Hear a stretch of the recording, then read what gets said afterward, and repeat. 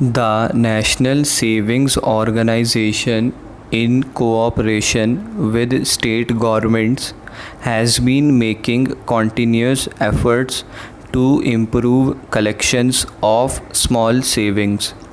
Internal agents are being appointed in both government and non-government institutions for securing regular investments from their fellow employees through organized savings groups.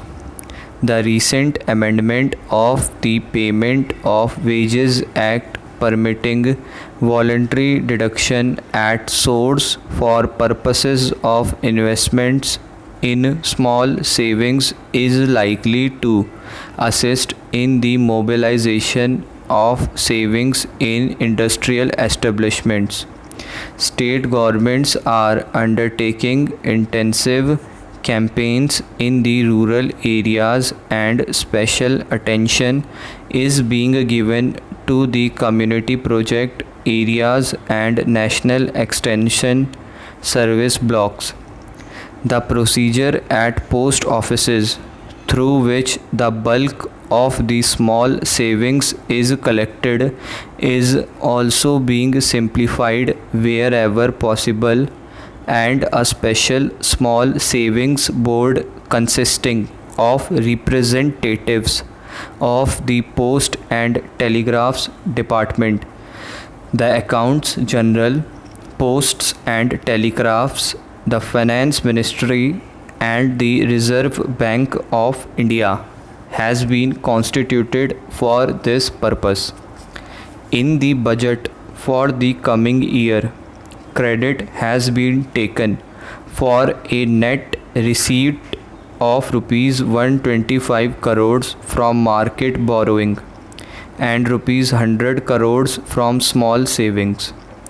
Market conditions in the last 2 or 3 months have been easier, and if these continue, as may be reasonably expected, the target of rupees 125 crores is likely to be reached for small savings. Although the net receipts this year have been disappointing, it may be hoped that with more intensive development of the movement with the cooperation of the states, the net collections next year will show a substantial improvement. As mentioned earlier, foreign assistance next year is likely to increase further. The overall budgetary position next year may now be summarized. At the existing level of taxation and expenditure, there will be a revenue deficit of rupees 33 crores.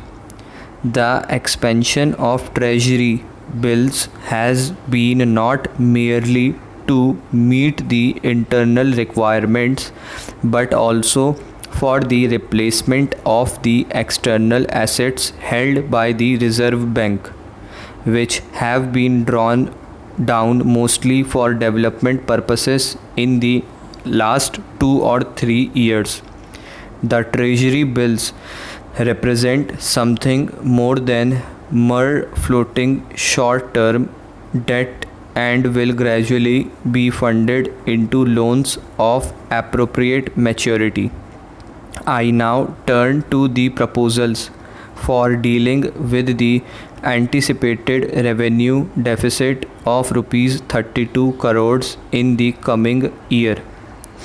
Less than 10 months ago, Parliament approved proposals involving very substantial additions to taxation of a magnitude rarely equaled in peace time. These covered not merely the extension of existing taxes but the levy of new taxes such as the tax on wealth and the tax on expenditure. All these measures resulted in a major reorientation of the tax structure of the country. I do not propose to make any major modification in it, but to confine myself to making such improvements as are necessary to make the present pattern of taxation an integrated one and to plug any loopholes in taxation. I shall first deal with the direct taxation.